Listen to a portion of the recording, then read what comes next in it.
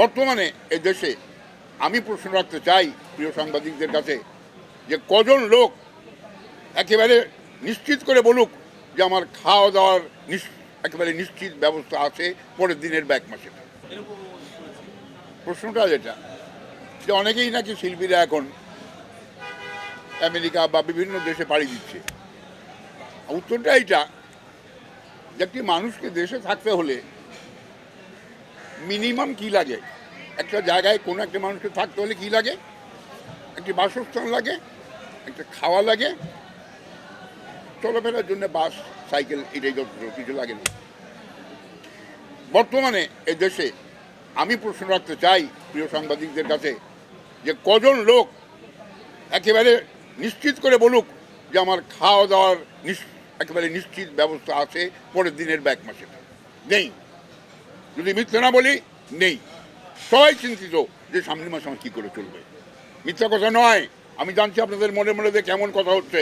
সবাই বলছে যে শহীদ ভাই ঠিক জায়গায় আঘাত করেছে। আমি জানি আজকে যদি আমি বাংলাদেশে থাকতাম আমি নিশ্চিত বলতে পারতাম যে আমাকে হাত পেতে লোকের কাছে ভিক্ষা করে খেতে হতো যে ভাই আমার বাড়িতে খাওয়া নেই, বই বাচ্চাকে খাওয়া দিতে পারছি না, আমাকে টাকা দেয়। তার থেকে বাঁচার জন্যে আজকে বিভিন্ন শিল্পী বিভিন্ন রাস্তা দেখছে। শুধু ফিল্ম নয়, টিভিরও বহু শিল্পীকে আমি দেখি নিউ ইয়র্কে বিভিন্ন জায়গায় আমি দেখছি তারাও চলে যাচ্ছে। কেন? একটি কারণ যে এখানে একেবারেই আনন্দ বিনোদন বা নিশ্চিন্তে থাকার ইভেন্ট সেটারই কোনো নিরাপত্তা নেই, কিছুই নেই। এটি আমার উত্তর। আমরা চাইবো যে দেশ ভালো করুক, মঙ্গল করুক। দেশের শিল্পীদের নিশ্চয়তা কিছু নেই, কোনো দিনই হয়নি।